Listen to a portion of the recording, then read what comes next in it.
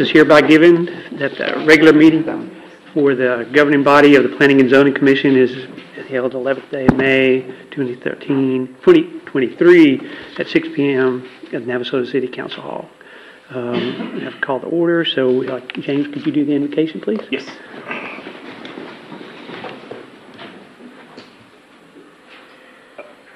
Eternal, gracious and heavenly Father, as we come giving you thanks. Father, we ask that you bless this city. We ask that you bless this county. And Father, we ask that you bless this nation. Father, we thank you for life, health, and strength. In Jesus' name I pray. Amen. Amen. I pledge allegiance to the flag of the United States of America and to the republic for which it stands, one nation, under God, indivisible, with liberty and justice for all. All right, thank you. Jason, I understand we have visitors today. Would you like to elaborate, please, sir, before we get started? Yes, sir. Commission, what we have tonight are Navasota Citizens University class. So they've been going through several weeks. Every Tuesday night, they've been going through weeks meeting department heads and learning about all the departments. Next Tuesday night is their last time to be here. And so we wanted to make sure, as they learn about Development Services Department, that we invited them to a Planning and Zoning Commission meeting. And so tonight they're here to listen to you, take care of your business. And then after that, Lupe is going to meet with them and talk to them about the development services and everything that it entails. And so Navasota Citizens University, so this is, like I said, this is our Planning and Zoning meeting. So feel free to watch and listen. And then we ask that you hold your questions till after the meeting, and Lupe will be able to answer any questions about what happened and those type things. And we have a good thing here today that that the commission's actually going to get to hear. And so you'll get to hear what things are presented to the commission. And again, you'll be able to ask your questions after the meeting and of Lupe of any questions you might have for development services. Thank you. Thank you. Thank you all for being here. We'll go into agenda item number 3, remarks from visitors. Lupe, do we have any? No, sir. Okay, so we'll go slide into number 4, which is discussion, consideration, and possible action of a preliminary site plan application submitted by Wildflower Mead and Beer Company, Jeff Meyer, for the development of the retail bar restaurant use for the property located at 221 South Railroad Street, Navasota, Grimes County, Texas 77868. The property use is listed as permitted use within Article 13 CBD Central Business District. The property affected is legally described as H&TC Block 97, Lot 7-10. Lupe? Vice Chairman, Planning and Zoning Commission, good evening. So I just wanted to briefly give you a little bit of backstory on this particular property and building. Late last year, kind of middle of last year, the city went through a RFP process to sell the warehouse. It's in a great location in downtown, so city council, staff, they went about an RFP process to receive competitive bids to see what best it could be used as outside of a public works warehouse. Obviously, that's not the best thing in downtown. So went through the process. Ultimately, Wildflower Mead and Beer Company were selected as the recipients or awarded the bid to purchase the property, and so now it's owned by Jeff Murray, and again, that company name. So since then, staff has been working with Mr. Murray on the development, as well as Baker Goodwin. He's the architect on the project. So we've gone through a few revisions and corrections on the preliminary site plan. And so, as you know, just to give a little bit of background to also the students here tonight, preliminary site plans, when they're presented, are submitted for review, staff reviews, and that includes not only the layout of the site, as we can see up on the screen, it also includes the elevations, right? So how does the building going to look? So it's two components. It's the layout and the ultimate finish or look of the building. So we went through the review process. In your staff report, you have a few items that staff is considering that they're still outstanding, that they haven't been addressed. The original comment is in just normal text. The project rep's response is in blue, and then our final response is in red. So there's a few things in here that address lighting, and I think there's also one about the screen door on the south side of Holland still being there. But probably the biggest one is the building material. It was brought up in a few different comments, and I think that's probably going to be the biggest discussion point tonight. And before I get any further, I'll levy it up to Jeff to see if he wants to summarize the application any further.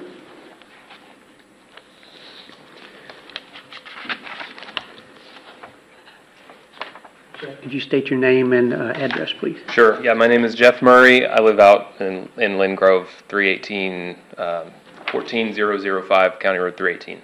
Thank you.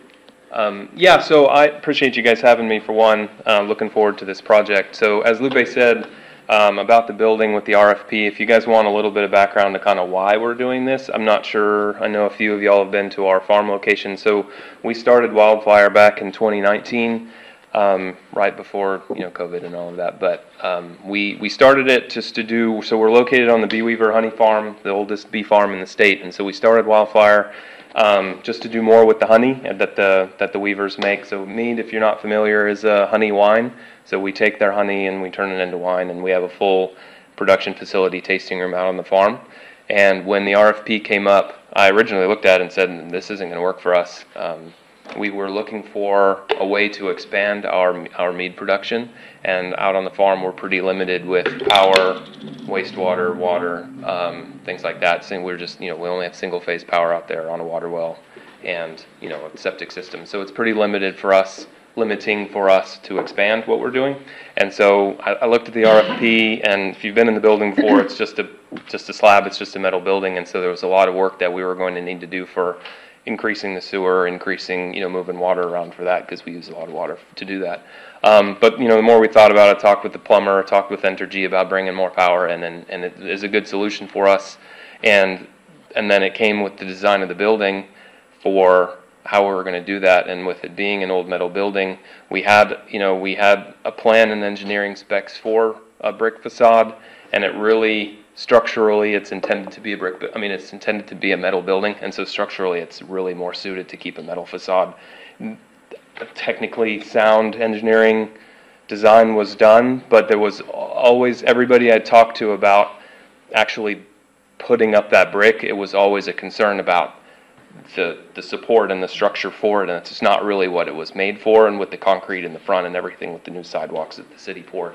So I'm asking to kind of talk through the design as far as what we want with the metal and the look, and tying in with historic downtown, but being on the south end of downtown, and how it kind of ties in with the buildings farther south and how that makes sense, and including the storefront and an older looking metal that still is representative of a historic downtown. And it's interesting, I was talking with Lucy Ibarra with the chamber last night, and she made a good point, and we were talking about this issue, and that how really the metal, while it still looks really good in being downtown, it really ties into our branding that we want. A really big reason why I wanted to bring Wildfire into town is because of bringing our business into town and reaching the people who are coming into the city of Navasota who aren't necessarily coming to our facility on the farm. And so being able to really merge our branding with historic downtown versus what we're doing out on our farm, which is a metal building with an old corrugated kind of wrap of metal and everything. So really tying those two and making it a blended, bringing in a lot of greenery. I have a really cool idea of having an observation beehive inside the building that the bees can still get out and they can come in, and I'm interested to see how the people react to that. And so really tying in the greenery and plants and stuff into it with that metal building, I think it'd look really good. If you have any questions for me, I'm happy to stand here as long as you guys want. I have a question about, one of the things you talked about was a more historic looking metal facade. What exactly? Yeah, so what I'd like to do is just go for an old look, a corrugated metal paneling, allow it to patina over time. And really, when you look at the elevations, there's not a whole lot of exposed metal. The top, what you're looking at the top is facing Railroad Street, so the primary front is a storefront with glass, and so it really is just a pretty glass. Up at the top, the plan was always to have a translucent material to allow, at night, being able to see, when the lights are on, being able to see out, and then also being able to see, daylight during the day. So that's always the intention, is to be a translucent material and really exposing the pretty old steel rafters in that building. And so you really only get a little bit of metal up front, and being able to tie in a painted painted signage that really, speaks to bringing those two together. The bottom is facing Holland Street. Oh, yeah, thanks. You don't like me just waving my hands? Oh, there we go. So this one here is facing Holland Street, and Lupe mentioned this. So this is another topic that staff had an issue with. This is fencing. So one of our issues with how we were actually physically going to do this project is all the mechanical equipment that we'll have. So HVAC, my walk-in cooler condenser, or compressor, forgive me. What else is out there? My glycol chiller. So things like that. So really we had two options, because back here is the alleyway between the CenturyLink building and us. I can't put it there because of the alley, and I can't put I could put it on the other side where the grass is, but that's really intended to be a green space for like a beer garden type of a thing here, over here. Oh, yeah, there you go. So I could put the mechanical stuff here, but that's really, I mean, all of that equipment is loud, and so my preference was for it to be on the Holland Street side because people are only parking there and never going to stay there. But because of that, I need some fencing to be able to cover that. I mean, I guess I don't. If you guys rather I don't have fencing, I don't need it. But to be able to cover it, and so my preference there is to use I'm still looking for the right material because I'm kind of caught between regardless of what the material is, I really need it to breathe, to be able to vent in order to get airflow into that equipment. So I'd like to be able to use a similar kind of corrugated metal, but slat it to where it can allow some airflow in, but still blocks 95% or whatever of the view in. And so because this is facing Railroad Street, we will have we have a secondary entrance here, but the primary entrance will be here along Railroad as you're going north towards like Tanya's shop here, but having the main entrance here. So you come into this little green space. This originally we had proposed it to be just a concrete slab, but when we switched the design to the metal in order to bring brick into the design, having it as a brick paver here, this will also allow us to really minimize the amount of impervious surface that we have. So instead of concrete being able to allow some water infiltration between the brick pavers, this will be covered. Also with metal, one of my concerns was always how do we shed rainwater, because the brick makes it a lot more challenging to be able to get that water off. So being able to go to a more traditional gutter system will allow us to capture a lot of that rainwater. And my goal with being still very predominantly our business is based on honeybees, being able to have a lot of flowers and landscaping and be able to use that rainwater for a positive benefit as opposed to just sending it to the storm drain. So yeah, I mean, also Lupe, if you can go to an elevation, or whoever's controlling the computer. Yeah. Yeah, so yeah, and that's kind of where I was going here. And so really the main structural change that we wanted to do is, instead of the existing building, just having a really standard, A-frame or whatever, all the way down to 8-foot ceilings, to have a little more visual interest, being able to raise those fronts. So we're going to raise 3 of the 4 corners of the building. So this is along Railroad Street. So we'll raise up to have it'll have a little more slope than that, but being able to raise it here, and then the back corner here on Holland Street. This entrance, so this is a 3rd entrance, and it's for kind of a private event space. So it's primarily for me functionally to be able to do more barrel storage, so wine barrel, spirit barrel storage for our meats and beers going in, but I'll be able to have this as a secondary event space. So this is an entrance to that along Holland Street. So this is also raised up. Yes, sir. I don't mean to interrupt you, Jeff. No, it's okay. So can you describe the 2 materials that are in this image? You have this is going to be your new corrugated material that you're going to allow to patina?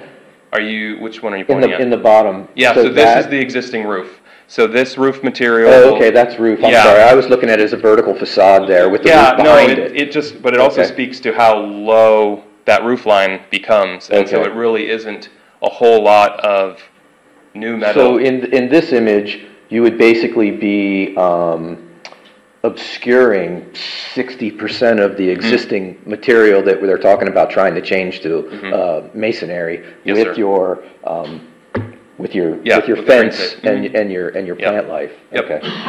Yeah, I mean, and so my biggest goal was, for this perspective here, this is what I want to be able to show to the intersection of Washington and Railroad Street. So as you're at Rail and Rye at the corner, if you're standing there and you're looking, or at, even across the street at like Baker's office or down towards Navasota Nutrition, you can see this, and this is really what I want to bring the focal point to. And so this vertical piece here will allow us to put some signage. The signage is still TBD, but, and so being able to, this is really where I want the focal point to be able to really see what this building is and draw attention to it when you're, those couple of blocks away on Washington. And the height of that is 12. I think 12 it's like feet? 14. 14. I think it's 14. I think the total peak of the building is like 20, and so that's a Okay. difference of 6 or so feet. That's a guess. That's I have a bunch of papers here. That's just to make Yeah, it look I like get it's organized. I'll take a guess. Yeah. And then as far as the canopy, so as Baker mentioned, so this is all covered. It'll wrap around basically like the third of the building, which is here is kind of the covered beer garden area. The rest of this, green space, usable space, uncovered. But this will be covered, and it'll wrap all the way around, all the way in front on Railroad Street and all the way around to Holland Street to the secondary entrance. And then this is still covered. It'll either be covered or more of like a lattice pergola, but it'll still have a top. But this is the mechanical stuff, so not really usable walkway area until you get back behind to the secondary entrance, or the kind of backspace entrance. So this is all canopy. Also, again, really blocking any type of metal or brick material anyways, and with the storefront, the only material was going to be right at where those pillars are in between the windows. So really the vast majority of the visible space is the storefront windows for the predominant portion of the building, at least the pretty part of the building anyways. And the CenturyLink just won't have a very good view. Going down Railroad Street, when you're facing the building, to the left, at the greenery space, what's the property line there? It's 25 feet. So with the RFP of the building, so that grassy area from between our building and all the way to the other building, it's like 5 different lots that all vary between 20 and 25 feet wide. So with the RFP, what we purchased from the city was the 0 lot line of the building plus 25 feet. And so that covered area, I believe, is going to go the entire 25 feet, or it'll be really close. Close, yeah, so close. So it'll come really near the ends of that lot line. We have done some due diligence on, so this property, nobody's really been able to figure out who owns it now. It was a lady, I guess, who died. Forgive me if anybody knows this, but and then it was passed to her family, and so finding that person has been really challenging. We did finally find that person, and so we've trying to work out some kind of deal. They've been apprehensive at selling it, just in the hopes that they do something with it at some point. But we're trying to work at least some kind of exclusive use deal year to year, just so that and then a right of first refusal kind of thing to be able to purchase if they ever do want to sell this next, just so that we can, not even necessarily to use it, but to be able to just keep it green, and that we have instead of somebody putting something up. What's your thought on the deal here? See that you've got a retail space, bar, and a restaurant. Where are you going to encourage your customers to park? That's an excellent question. Yeah, so that's the challenge. It's not funny. It's a common thing every single meeting that we've had, between, Steve and Chris with Rail and Rye, Tanya, and any of the downtown business owners. Parking is always the first thing that comes up. So we will have the same amount we're not going to eliminate any parking spaces that we already have, along Railroad Street and Holland Street. We have there's parking spaces down farther south on Railroad Street. And then, the good thing about our hours, we're not ever intending to be open really late. We're not a traditional bar. I'm assuming bar is used because it's the legal definition, but it's a tasting room for our beer and wine, so there's no hard spirits. So it's not actually a bar? It's not a bar. It is purely a tasting room and a kitchen dining room. And so our licensing, because of, if we want to get into all the TABC licensing, which is really kind of overwhelming, but we already carry a manufacturer. So in the state of Texas with TABC, there's 3 tiers of alcohol. You can be a manufacturer, a retailer, or a distributor. So for example, Red Board has a mixed beverage license, and they're a retailer, so they can only sell alcohol. because of a winery, our existing license, I am a manufacturer, so I am not legally allowed to own a bar. Steve is not legally allowed to own a distributor or a brewer or a manufacturing brewery. And then there's the distributors like Silver Eagle or Mike Holland or whatever the local distributor is.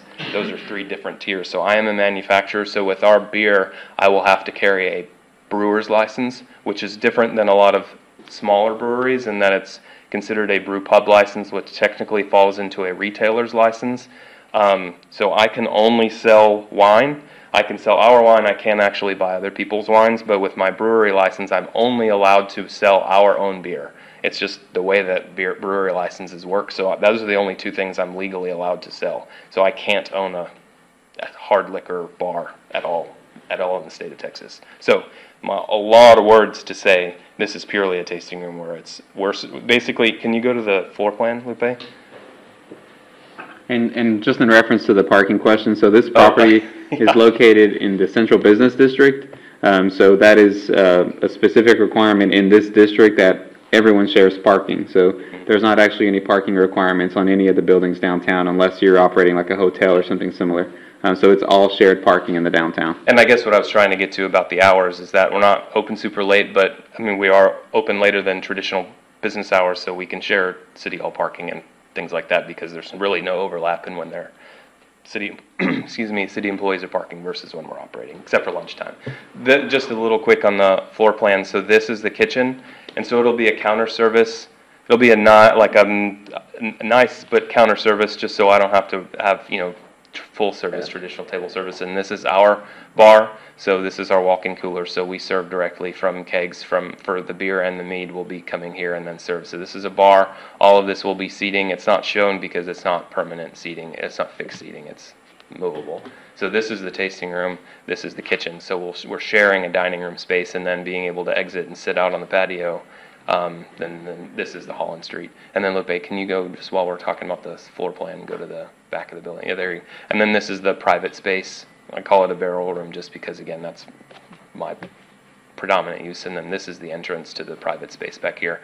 Also, with all of the, city functions like Birthday Bash and like Sounds of Summer, things like that, we will have an exterior entrance to our secondary bathrooms, so be able to have flow here to City Hall, our beer garden, Railroad Street, be able to use these secondary bathrooms because that's kind of a limitation on things for these events. But yeah, parking certainly, Mr. Harris, it's an issue downtown, but it's a thing we all have to deal with. Hopefully that grassy area that the railroad owns will sell it to someone who wants to make a parking lot. Hint to the city, if you guys wanted to do that, it'd be great. So back to the question that I had about the more historic looking tent. It's going to be new corrugated tent. Yes. Yeah. Or you're going to try to find some antique stuff. Yeah. So I wish I had a picture. With Can you have the internet? Can you pull up our website, Wildflowers, and I can show you the corrugated metal we have. It's repurposed, and so it was used. Repurposed was the word I'm looking for. Yeah. And it looks great now. Yeah, it'll just go to I'm pretty sure it'll splash to our main page. Yeah. So this is our current building, and you can see the corrugated metal on the big screen porch that we have. So that's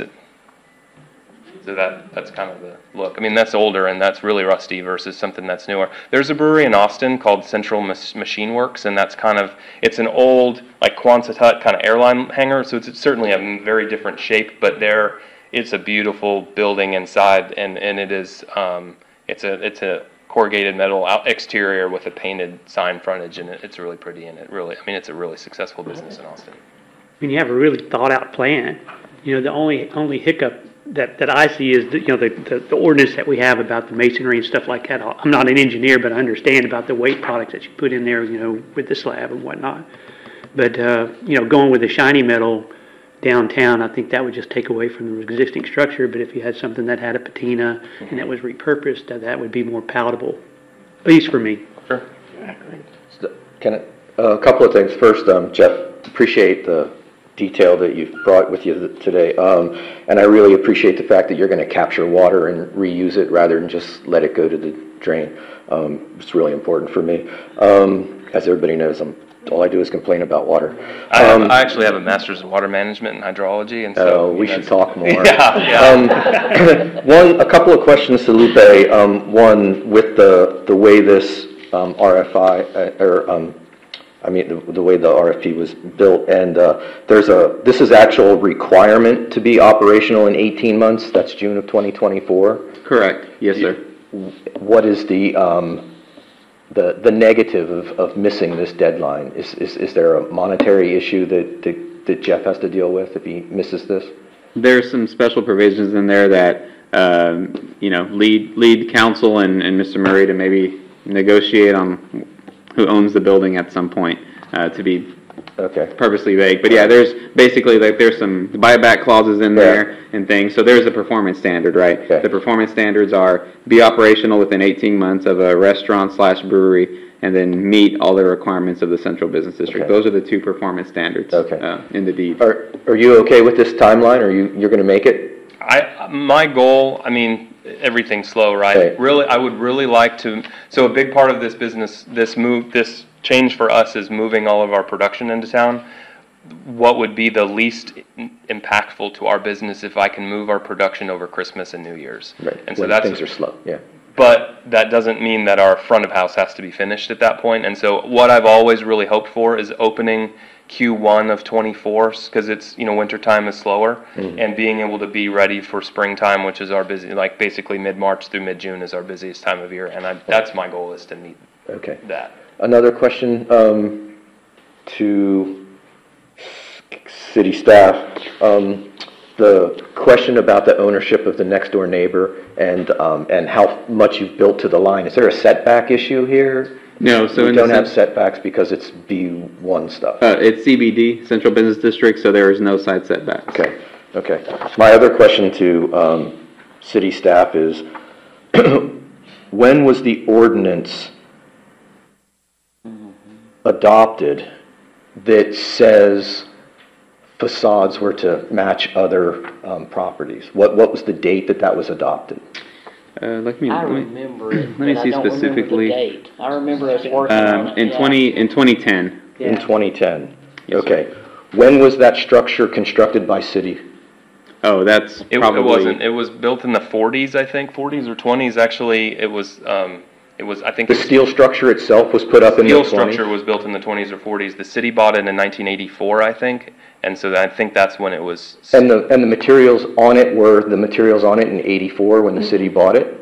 As far as I can tell. Yeah, I think it was remodeled at some point with the facelift and paint. But, it's been a metal building for some time, and it was a metal building when the ordinance passed. I'm just looking to make sure that the city did not renovate that building and walk outside of the defines of what the city ordinance was when it was done. No, so at the time when the city purchased this property, at least the current regulations for masonry was not in effect.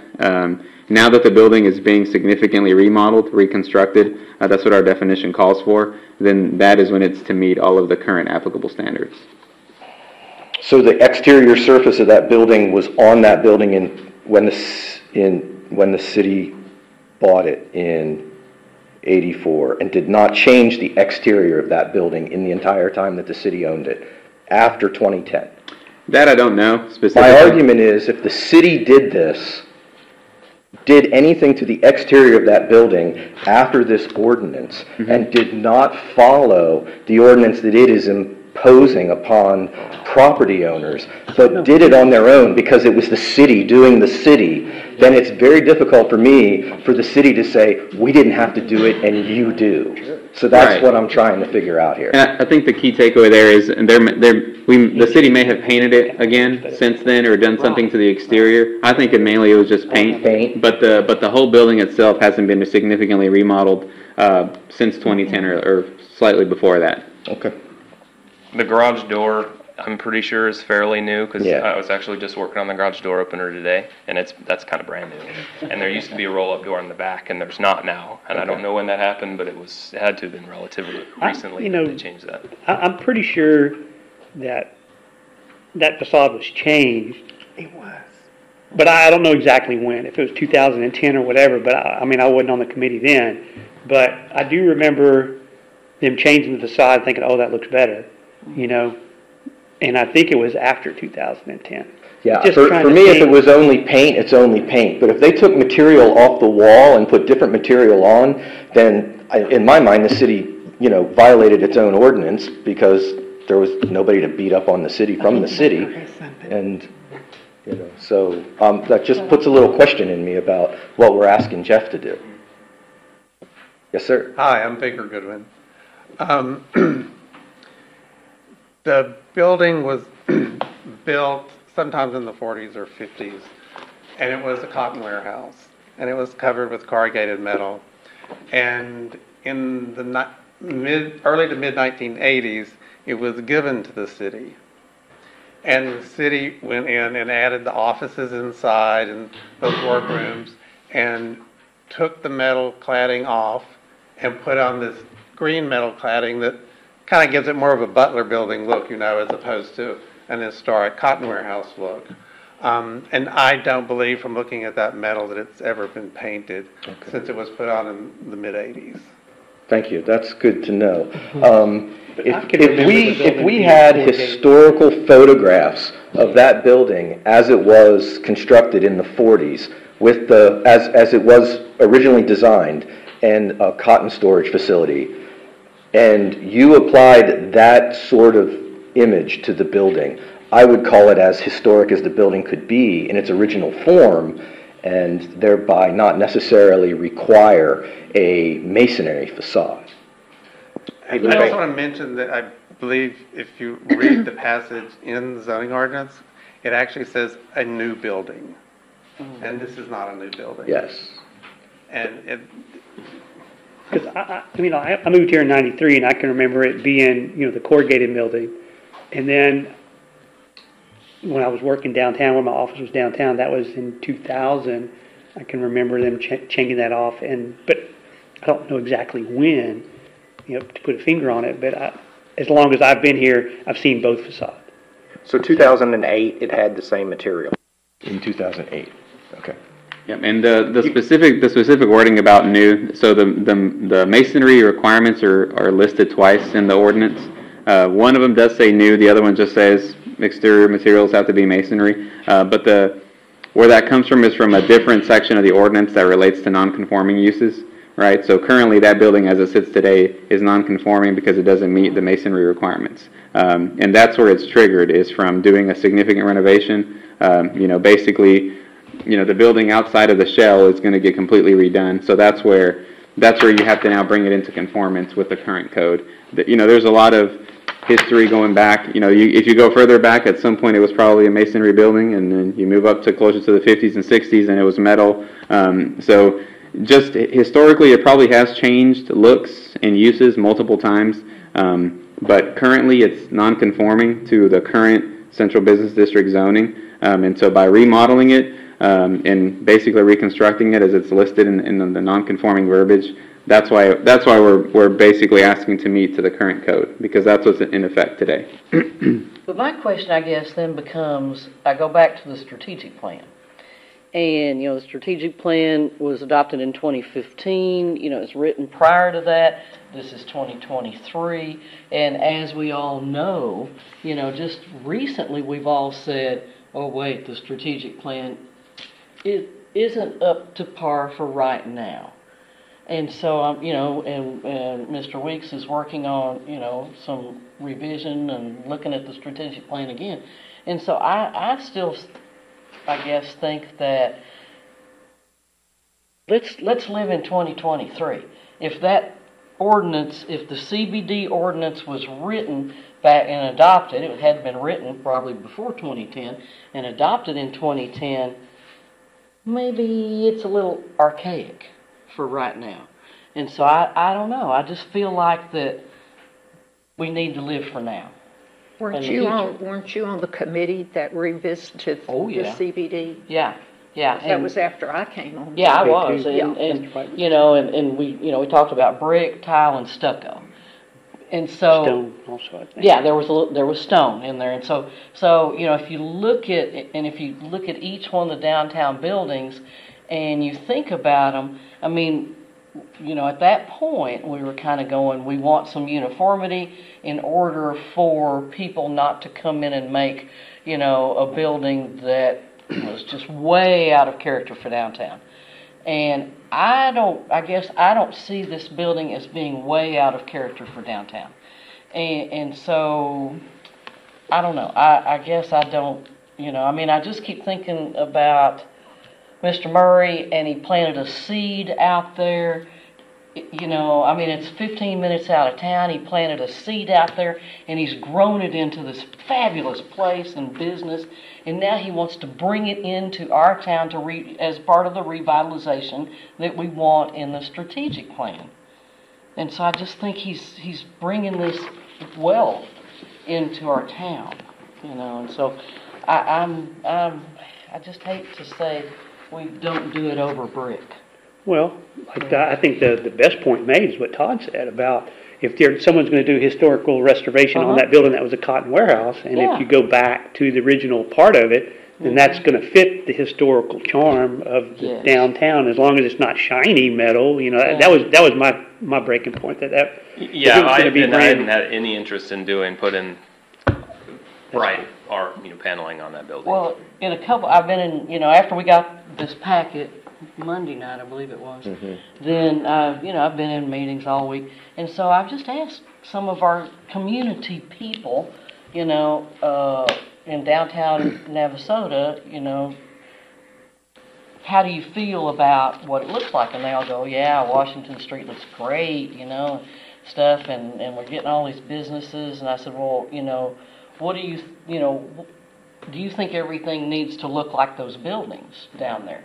And people went, what do you mean? And I said, should it be brick, tile, stone, stucco? And they went, no, we want eclectic. We want a vibe. We want things that look great in our town and bring people. And so I don't think they really cared about brick. But at the same time, are we opening a bucket of worms? Good question. Good question. As Councilman-elect Harris likes to say, we may be setting precedent when we do things. That's right, yeah. Mm-hmm. Yeah. Which is a concern of Lupe's as well, I think. Yeah, that's correct. Maybe the ordinance needs to be revisited at this point. But, that's our job too. That's, part of the process is going to be relooking at the entire zoning ordinance when we do the comprehensive plan renewal. Unfortunately, that doesn't help Jeff with timing, because that'll be a while. Well, it's a very progressive look. I call it Austinized. And that draws people, especially draws people that use their credit cards. The one thing that we get the most as far as the design of our building out on the farm is that and to be honest, the architect is from Austin, not Baker, but the one that did the one on the farm, and it is Austin, but it's also like our builders from Curtin East to Bryan, and he's very much a local Bryan High kid, and so it really tied it together, and that's the comment that people have the most is like, looks like it's from Austin, but it very much fits in to Lynn Grove, in the county of Grimes. And so that's really, like I said, I had no interest. I wouldn't have brought an R-panel, look building to this because I don't live in the city, but I'm a community member too, and I wouldn't want that. And that being said, this building is not on Washington Street. So if it was right next to, Rail and Rye or Niemeyer's or something like that, I get it. That makes sense, but it's not. It's set back. The closest building is the feed store, which looks very similar to this. And so it's really, I think, depending on whether you're looking north towards Washington Street, it fits, and if you look south down the railroad, farther south, it fits too. But I understand Mel's point. Well, I don't know who wants a homogenized look. It's an individual business, and there's not another manufacturer right in town, is it? No, ma'am. So, applause. But the bottom line is it's still in the central business district. The other buildings down there, like was presented here, are not. They're outside of the CBD.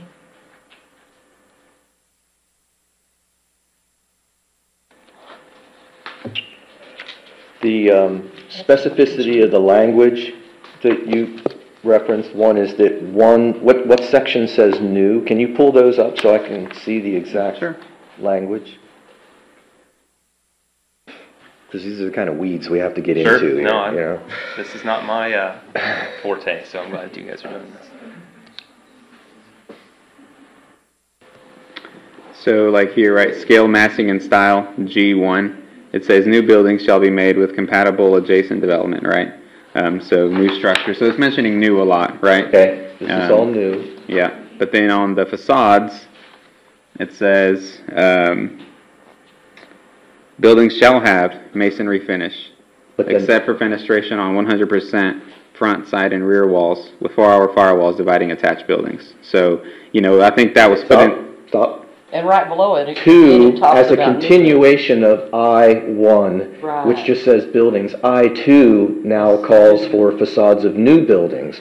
So are we segregating 1 and 2 to be referring to different structures? Do we ever, and then on 3, we're now all sides of the building. Right, yeah, there's a lot of And interplay. new structures shall include, yes.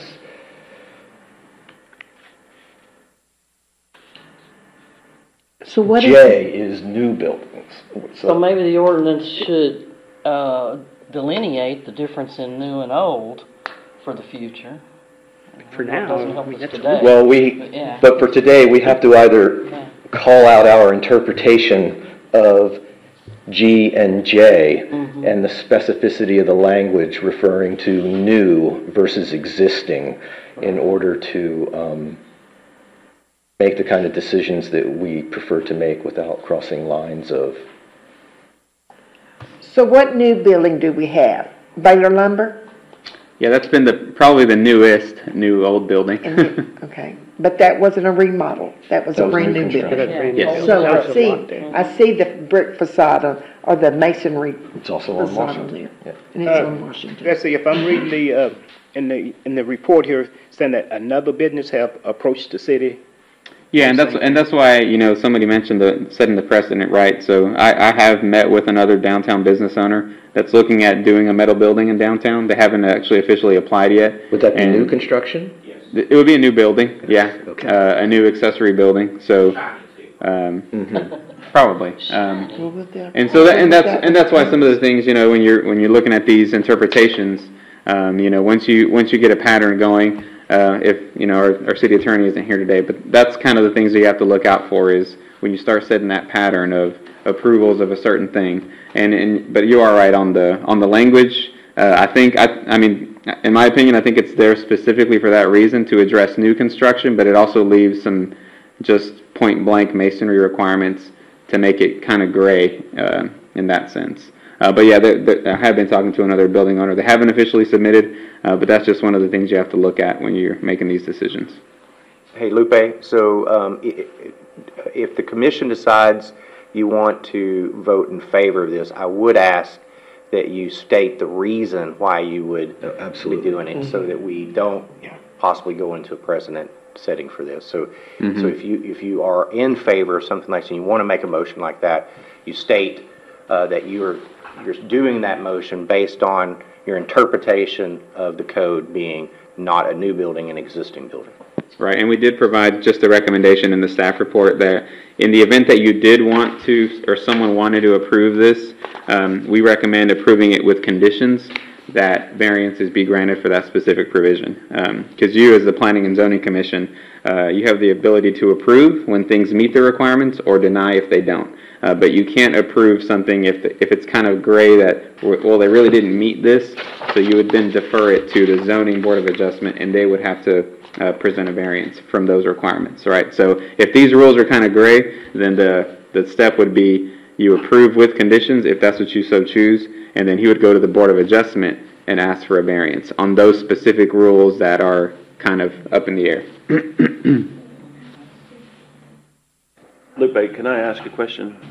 I apologize. Commission, can I ask a question? Certainly. If there's an RFP that was chosen based off of certain things that a group would or wouldn't do, what obligation do we then have to the group that was denied the ability to win the RFP? Because if the decision was originally made based off of a design that was proposed, and now that person or group has been selected, and now there's a potential change in that plan, what does that do to the other group who was turned down? So, Councilmember, I think no matter what decision the P&Z makes tonight, that this will need to be brought up at a council meeting for council for reconsideration if it is approved. And then at that point, you have that discussion with legal counsel in executive session on that. So, if there's a motion made, does it have to be, I mean, can it be an approval, or does it have to be an approval with variances? You know, I mean, I guess I'm asking. Yeah, it would have to, if theoretically you were going to make a motion to approve the design, you would have to say, you know, motion to approve with conditions, and the conditions would be contingent upon, you know, obtaining variances from the Zoning Board of Adjustment. Because only the Zoning Board of Adjustment can approve a variance from a standard. Okay. Yeah. And then this would go to council. No, then it would just basically, I'd work with Jeff on making sure that all the wording is correct to go to the Board of Adjustment, and he would basically be asking a variance. Like in this instance, he would ask a variance from the masonry requirements, you know, and we would probably have a similar conversation as tonight. Historically, at some point, it was just a cotton warehouse, so all those conversations would be had to the board, and if they grant it, then automatically, since the commission would put conditions contingent upon, then if the board approves it, then it would approve the design. Okay. So it's kind of like a two-step process. Okay. So it's kind of like a here and then maybe it feels backward to me. Right. A little Yeah, I bit, mean, but yeah. you know, I consulted, because I figured something like this would come up where maybe there was going to be some conditions, and, you know, what is the best route? Get your variances first, then come into planning and zoning. You know, it's kind of up in the air, whatever you decide. I think coming to planning and zoning first is probably more ideal. That way you get a feel of what just the approving commission feels about the project. So, When this building went out for bid for sale, what was the requirements? I mean, was this part of the requirements? yeah, so as part of the RFP package, I mean, the requirements listed were it has to meet the applicable standards of the Central Business District. So, what's being considered tonight. And so, I just heard Councilman Cook say that, he just asked a question. If he bid it on the sale to buy this property, he bid it on to come up with standard codes. Mm-hmm. And whoever else, if someone else did bid on it, they bid it the same way. Is that correct? Yes. Okay. And so now we want to change from what the bid went out to. Yeah, and you know, Jason kind of alluded to that. So it's two separate tracks, right? We have the standards and the zoning and planning and zoning Board of Adjustment, but then there's also another piece in regarding to the RFP process and what was agreed to on a contract and all that. So it's definitely two separate conversations that can kind of exist at the same time, but it'll definitely involve more discussion with council. And the RFP really is not No. our wheelhouse here. Yeah. Right. Okay. Right. Okay.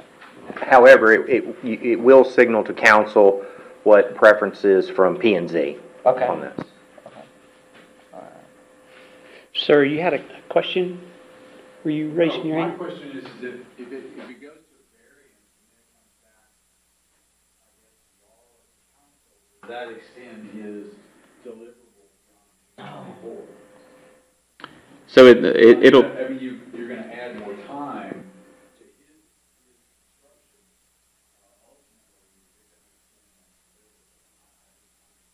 construction. Yeah, so it's not staff's intention to delay or find a way to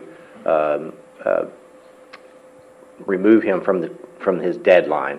We understand that this is a process we need to go through, and we'd rather walk through the process correctly and add additional time if we need to. And again, also, Commission, Lupe did mention about conditions that he mentioned, but also still, I ask for you, if you are making a recommendation for approval, that you do state about the new or used in there as well. So again, information, everything that you provide, if it goes to council or if it goes to the variance ZBOA, then that needs to be in those motions as well. So I'm gonna ask this question. So can we approve, one, or do we have to approve with conditions? I mean, so what choices do we have? Approval, or yes or no? Approve with conditions, and then contingent Can't upon. just approve, we have to approve with conditions. Correct, because if Okay, you okay. approve, that means that it's meeting all the standards. Oh, right? okay, So makes sense. that's why it's approved with conditions, Okay. contingent upon applicable variances, and then the additional wording that Jason mentioned. They are debating on whether or not it is actually meeting based on the language of new or existing, right? So it's not necessarily not meeting Right. these conditions. Yeah. So Where's our lawyer? You're it tonight. Speak. Yeah. Do we have any other public comment? Yes. Mr. Chair, yes. I've never been known not to be heard. Oh, yes. Everybody needs to be heard. For those of you who don't know me, I'm associated, work for the IRS. In terms of acknowledging Step on up, state your name and address, and my participation. I'm Steve Sheevy, and I'm affiliated with Red Board and the P.A. Smith Hotel.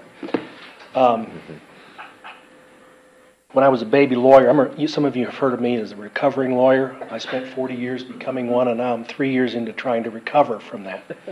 Sometimes I slip back into it, but I remember appearing as a baby lawyer in front of Judge Ricardo Hinojosa out in McAllen, and he was going my way, and I started to stand up, and my senior lawyer partner grabbed me and sat me down. He said, "He's going your way, sit down and shut up."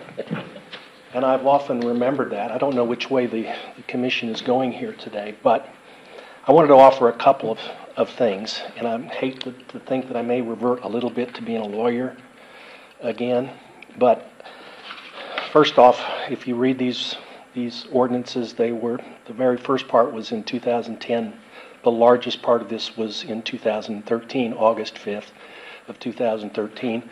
I've been known to be sumpsimus, which is a term that one of my former law partners called me because I was so attentive to every darn detail, and that is a detail that's here.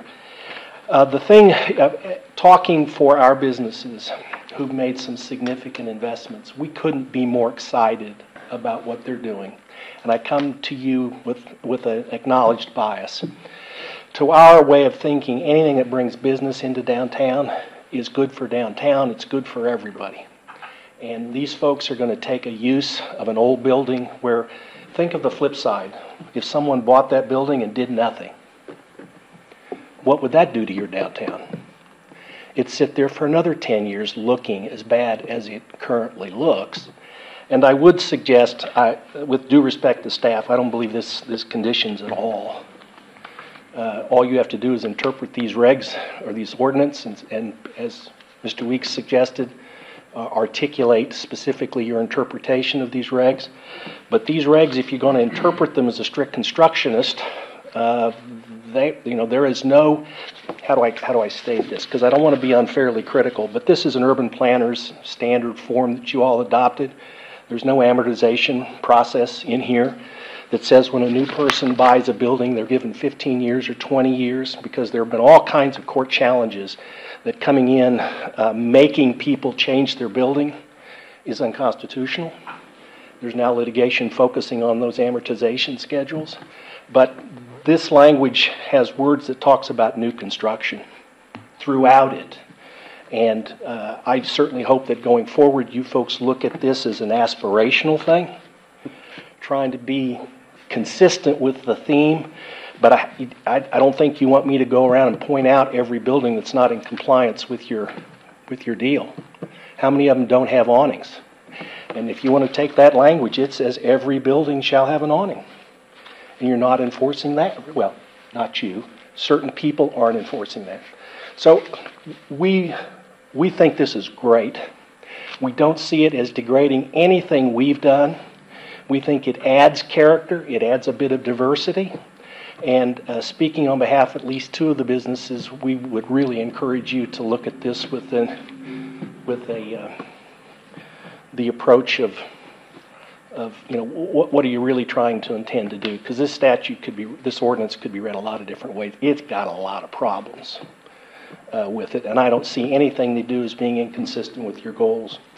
By the way, I'm the guy that had to deal with this gentleman on the water retention thing on my parking facility, but we will take 25 cars off the street, which will help them on their parking thing here very soon if I can convince Lupe over there on some concrete issues. Can you throw a little of that extra dirt in that puddle that you got beside it, and I'll be happy. Right. Thank you for hearing me out. Thank you, Steve. You know, the other thing that I was thinking about that Mr. Steve brought up, wasn't it maybe like 3 years ago that Governor Abbott said that we can no longer dictate, mandate, the outside? The facade of a building, I think the only place that you can do it is in a historical district. Yes. Okay. Yeah. Outside the there is historical a- district, But it's this not. is, but this is central business district, not historic district. So Well, it's two different things. Our so- overlay is different. So the central business district was, the boundaries were created with Okay. the historic district that Navasota has registered. So Okay. it does, basically, they did pass a bill that says cities Yeah. cannot prohibit building materials, and there was an exception. This property falls under that exception. Okay, all right. Just want to get that clarified. Okay. Any other questions or remarks?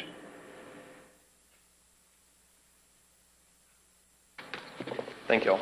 So one other thing, I mean, if you wanted to make a motion to approve with the stipulations that Jason mentioned, and not putting the condition to go to BOA, you can definitely do that, and then we'll let Carrie and Luke kind of navigate through that and see what we can figure out. So you have, if that's what the motion that somebody wants to make.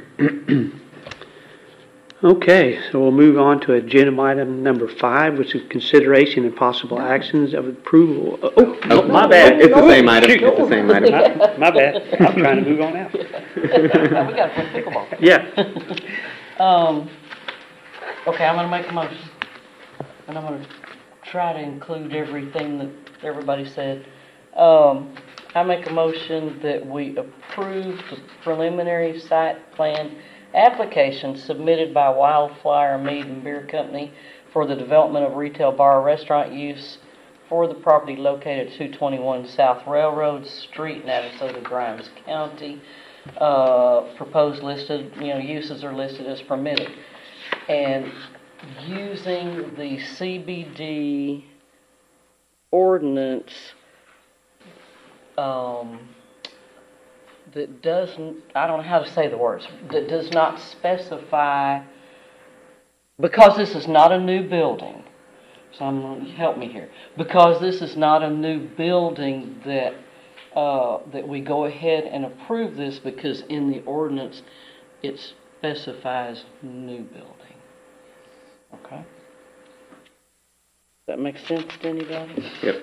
I'll do a little word I think work. we also need to include the chlorinated, because that's not proposed in here. I'm sorry? The materials, I don't think it's specified in here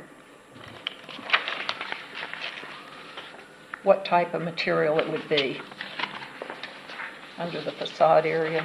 I think we're it going to says- have to include to make sure that it's covered. Oh, in the plan set? Yes. Okay. I think it is mentioned in It there. is said the more Yeah, I thought it was historical looking too. metal. Yeah, it says, Yeah. what is that metal called? Corrugated. Yeah, galvan, yeah. Yeah, It's okay. the actual name of the material. How about repurposed, It may or may not be. recycled? So you want that in the motion too, or Well, y'all want that in the motion? yeah. Okay. 'Cause it's, If you approve it as presented, it includes He changes his mind. Yeah, revising I think it it needs to be in oxidizes it there. itself. all right, so we can add that to it, I guess, that it, include the historic looking metal facade. How's that sound? So the galvan that's outlined in the plans? Mm-hmm, yes, Okay. yes, as outlined in the plan. Okay. Because Galvalume, that's a modern product. Whereas galvanized corrugated steel, I wouldn't use Galvalume. Would be shiny. well, galvanized corrugated steel that is repurposed. Oh. Yeah, that's why I said repurposed. That gives the patina. Right. Okay. So it's two different products. Baker, you being the architect here and the material professional, is there some insight you can provide us to the specific wording that wouldn't conflict with what you're trying to do on the design?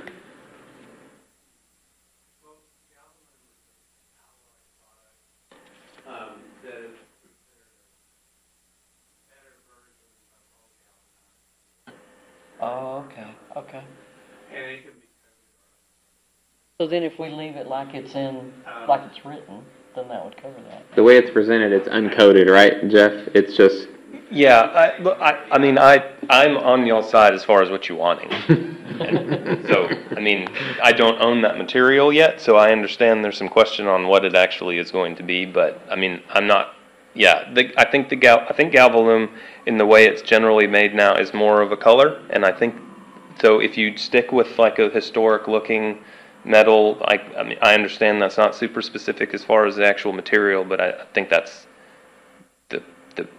what y'all are trying to say, versus if you stick me to a Galvalume that may, if someone wants to be really stickler, I don't know that that's necessarily what you're wanting.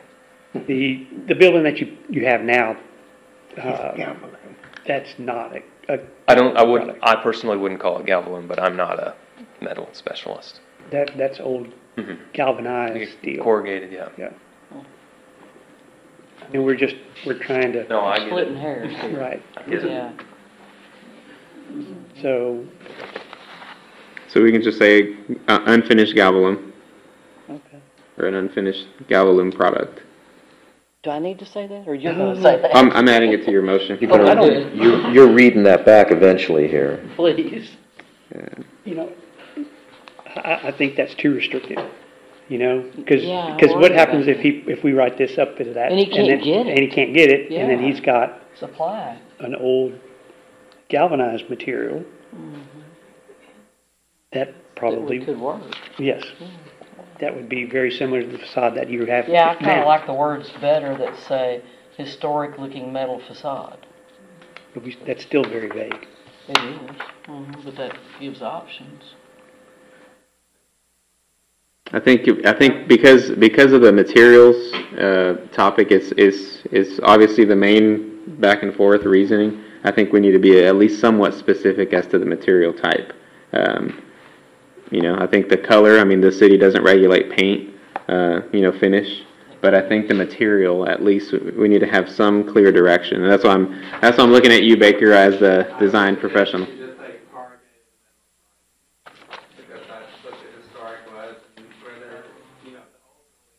How about siding was actually painted.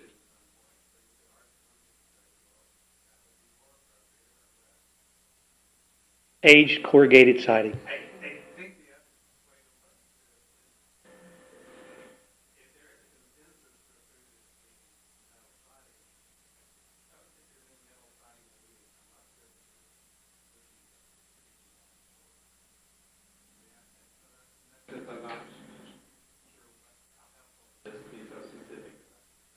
Maybe non-reflective. Well, if Metal the siding? thing about it is, if we're doing this right now, we're setting a precedent. Yeah. And so I think if we're going to set a precedent, it's going to need to be very specific and not broad. Correct. I agree. It's an existing building. True, but then we're just thinking about what people can twist later. It's an existing building, and a language that's predominantly I can't think of And so, Someone wanting to build a new building. So the other applicant that we were referencing is wanting to build a new building. Are you okay with them building a new building and then putting the siding on it for a new building? That matches That this matches siding. this. So that's what you need to think about. That's what I'm getting at. Okay, so if we do this, then it's going to be applicable one way or the other because we're setting a precedent. But yeah. Yes, sir. I see understand that. your point. Yeah. Yes, sir. I understand your point of view. Yeah. I understand it. However, we have to think about the converse of that with people wanting to build new buildings or whatever. Even though it goes with that, you know, we don't want to have our feet held to the fire.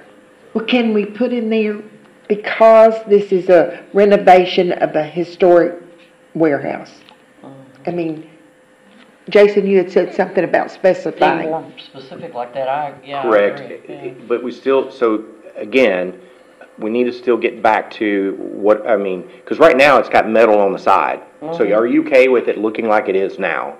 And I don't think you are. No. So I think you need to specify what you want it to look like. Jeff, maybe, is there an opportunity at some point when you find out what exact material you have? Yeah, I mean, To have that come back to, I mean, you, with, you know, if your, you know, condition is, I can bring you in the sheet and say, this is what we're gonna use, are you okay with this? Then I'm happy to do that. that might be another way, that could be a condition you add, is the applicant come back once that is determined for approval of that material. Okay. Thank you. So do I need to amend my motion to say that? Yes, ma'am, please. Okay, that's what I was thinking, yeah. Okay. You're being Okay. quiet. Well, So, no, no, no. I make a motion we approve CBD. I mean, what else? this Kinda. and, you know, looking at the central business district ordinance as a non-new building being renovated. I'm not sure renovated's even the right word. Being restored and renovated for, you know, downtown Navasota, and that, that the owner will bring in a piece of the proposed exterior material. For approval. Yeah, for approval. For approval, okay, for approval, okay. Yeah. All right, so I'm gonna read you back a motion, if everyone can agree to it. So Dia, you made a motion to approve the preliminary site plan as presented. Mm-hmm. A renovated building in the central business district with a condition to provide a material sample Yes. How's that sound? for approval. Okay. So the motions on the floor is that he can begin working, but he need to come back to P and Z for the outsiding. No, so the material would have to be approved before. But it the would have to approval. come back to P and Z to be Correct. approved? Yes. That- Conditions to bring back the building material for approval. But he can continue, but he can start working on the building. No, he'll have to bring back the material for final So we're approval still gonna delay. until the next planning and zoning meeting, which is the 26th. 26th. Are you gonna be able to get that material? I mean, that's certainly not what I was looking for today. I would like it to be in that we can, because the sheeting this building is not gonna happen certainly before, the next meeting, but I need to be able to take this and have the structural engineer redo that, so then I can take it back and get building permits done, and so but I can't do any of that until it's approved by P&Z, so I know. So if you can allow me to, like Mr. Harris, you're saying, continue to move forward, and the approval can come at some point before that material goes on. With the exterior, Yes, sir. that he can begin working and come back to P and Z with the exterior. I agree. Yeah. Another option would be if you would like to do a special meeting. We could always post a special meeting if the chairman allows for it, and it would be next Thursday. So I think what the applicant is saying, he is willing to do what the commission's saying. We need to, at some point, bring back to you what that metal facade piece is going to look like, and make sure that that is up for the commission's approval. So I don't know why we would need to delay him moving forward with everything else other than bringing back the material, because my understanding from you, Mr. Murray, is you're going to do whatever, you're going to put whatever facade material on there that they're going to approve. 'Cause you kind of understand what they're saying. Sure, yeah, of course. Structurally, there's a huge change between moving forward with metal versus brick. So if you were to just tell me no, then that's one thing. But if you tell me yes, a metal facade is fine per approval of it, I can move forward with an entirely different using the existing support structure, that has to be redrawn and all of that, so I can submit building approval, building permit. And you probably could bring back several different options. Yeah, of course, we can have a whole assembly line of things. I mean, honestly, like, there's really kind of two different things I have in my mind. It's just whether it's what y'all want, for one, and two, can I get enough of the,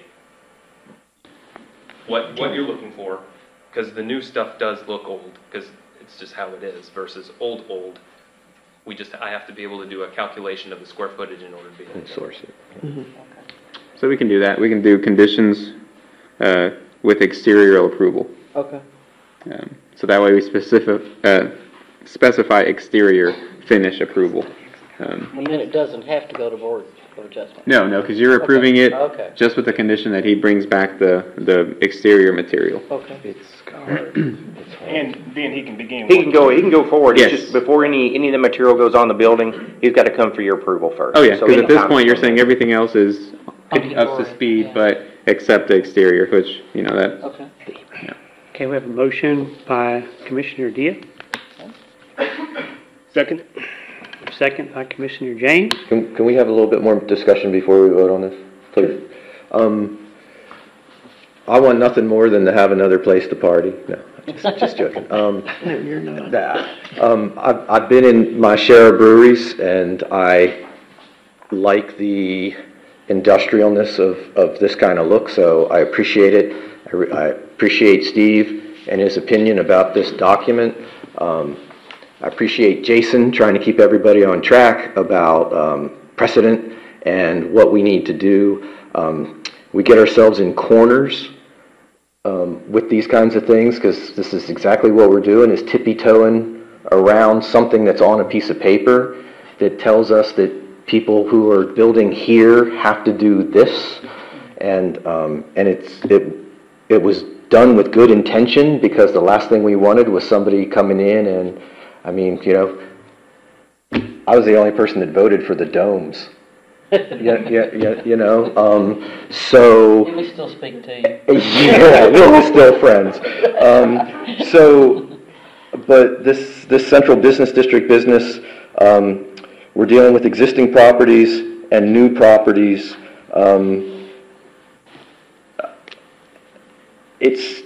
It's really sticky. And how many new properties can you put in this little? Well, area? we only Not have much. so much empty dirt. I mean, That's right. we knock a building down if we, you know, I mean, we have lost a building here and there. And so now we're trying to put back buildings. Those buildings I can see going in as masonaries, you know, so that they kind of meet the row, particularly on Washington. Because this property's off a little bit, I feel like that helps with giving this variance, well, not us giving variance, but, you know, allowing a different kind of material. If we do this, we have to be consistent. We have to consistently apply this every time. And if we are going to interpret the ordinance as it exists now, that it is new construction versus existing construction, and that existing construction can have any kind of material that it prefers, we lose the ability to control the certain looks, right? So if we have an existing structure that we don't like, it gets to stay. That's the point. That's the flip side of doing this, right? An existing structure, if somebody buys it and says, well, I'm not going to do anything to it. I like the falling brick. That's a little tougher to deal with than allowing the existing structure to hold its metal. So we just have to know that if we're going to do it, that we have to hold that line between new and existing and new from now on, and that the new, and like Carolyn, What is written is. and the new could still say, well, if we're not actually following this specifically, then we can pick a different kind of material that's not listed here, because we're deviating a little bit, right? So people will always argue. So we just, I just want to make everybody sure that that's what they're Right. doing. You're on Okay. record. We have to rewrite it. Yeah. Thanks. Okay, we have a motion and a second. All in favor, respond by saying aye. Aye. All opposed? None. The motion carries. That moves us to item number 5, which I alluded to Now we earlier. can talk about that. Consideration and possible action approval of the meetings from April the 13th, 2023 as presented. I wasn't here, so I'm not gonna say anything. So move. I second. All right. Thank you very much. All in favor, say aye. Aye. Aye. All opposed? None. Motion carries. So that brings us to adjournment at 7:14 PM. Thank y'all very much.